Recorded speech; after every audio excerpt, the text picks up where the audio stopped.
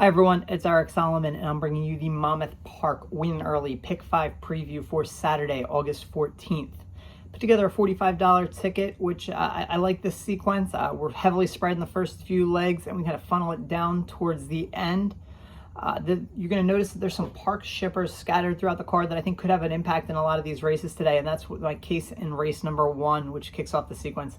12-5 down to 10-5, multi-condition claimers. I'm on the 4, Noble Endeavor, as my top pick. This one for Butch Reed, Frankie Pennington was a maiden breaker 2-back. Ran a decent effort facing winners for the first time last time at the non-winners of 2 lifetime 12-5 level over at Parks. I think fits with this field nicely. Also like the 2 coming in from Parks, Savatiano. Off since May 31st, claimed by Lupe Preciado. Multiple wins in the career. Most of the other horses in here are just have one win. Has a decent work that kind of signals that this horse is ready to go. Also going to use the 3, the morning line favorite, Uncaptured Soldier. This was a beaten heavy favorite in a softer field at this exact condition last time out a couple weeks ago. It was softened up in a pace pool, and the winner of that race, Quintarelli, was 1 for 50 going into that race and ran a big race. Just kind of came up out of nowhere there. So I did expect him to run better. I'm also a little bit concerned that some of the same speed is signed on that kind of softened him up last time out. There's also a little bit more speed signed on to this race, so I'm a little uneasy about taking a short price on him, but I will cover because he definitely has shown potential to run better than what we saw last time. Race 2, New Jersey bred, optional $30,000 claiming non-winners at 2 other than allowance. The 3, Target Tails, my top pick. I thought this was a sneaky long shot last time out in a tough field in the John J. Riley sprint for New Jersey breds. Rallied on, closed well to be 4th that day. Certainly outran his odds at a big number. Now he's stood up the layoff and stretching out to 2 turns, which I think was going to be a good trip for this horse. Should get a good trip while he's breaking from post 3 in this race. I like his efforts at the 1-turn mile at Gulfstream. So the distance isn't a question, but the 2 turns is something new. I think Target Tails can get the job done here. Also looking at the 4, Irish Meadow. The last time this horse was in the winner's circle, it was the last time he faced New Jersey breds. Since then, been facing tougher open company fields. Was second in 3 of his last 4 starts. So in good form, now drops in class. Also going to cover with the 1, A Matter of Time with Paco Lopez. This was 3rd at this level in a sprint, 2 starts back. Tried the turf in the Irish War Cry, was 4th. Didn't run a great race that day. I'm not convinced this horse really wants the 2 turns, but again, one worth covering here. Speaking of coverage, race 3 is where we're really going to spread kind of cast a wide net. We're going to go 5 deep here, and this is a 30 down to $25,000 multi-condition claimers.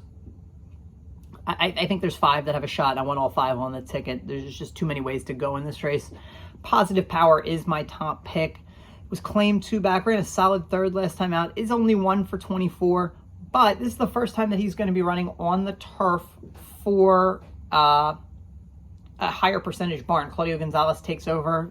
And so we'll certainly need to work out a trip from the wide post, but could offer some value at 6-1 on the morning line. The 7, Isla Bonita, is certainly the one to beat. 2 straight wins, racing on the pace 2 starts ago. Last time out, faced 14 horses on the Haskell undercard, rallied from 9th to win that race. So love the versatility for a horse like this, can win just about from anywhere on the track. Probably going to be a short price in this field, so I do want coverage because, again, they're pretty evenly matched. The 5, Map 'em Up, was a winner at this level, 2-back. Tried Allowance Company and struggled against a good field. Also ran on the Haskell undercard that day. That was a good allowance field that she faced that day. The 3, Speed Salsa, cut back to a 5 furlong sprint last time out after running 3rd in that same race that Map 'em Up won, 2-back. Ran a good race. I think 5 furlongs just a little too short for her. It was a good race though, and now she goes back to 2 turns. And then also going to use the 6, Garner State Park. I expected a little bit of a better effort from this one when facing winners for the first time last time out. But this one is young, though. Certainly could improve here. And again, when you look at how wide open this race is, I don't want to just leave this one off the ticket. So I put this one there as well. The most interesting race of the day is, I think it's a wild $5,000 starter allowance race here, going 1 mile. And what makes this race so interesting to me is that a lot of the shorter prices here, like High Five Cotton, your 4, the 6 federal, or excuse me, the 8 Federal Case, they have really good form at 1 turn, but I don't think either of these horses really want any part of 2 turns right now. And then the other short price here, the 1 Zitman, first off the claim, ran okay last time out, just often leaves himself with too much work to do. So I'm going to take a couple prices here and roll with Coach Adams. I like Coach Adams a lot in this race. I'm going to draw a line through the last race. Found that there was a lot of speed in that optional claiming starter allowance for 8,000. So it was definitely a better field than what he's facing today. I think they looked at the speed on the outside and looked at the speed on the inside, and they just opted not to really push him hard early on. He wound up being last early, kind of wide, just never really got into the race. It was a dull effort. His horse has run his better races being up on the lead, and I think that he's going to be closer today.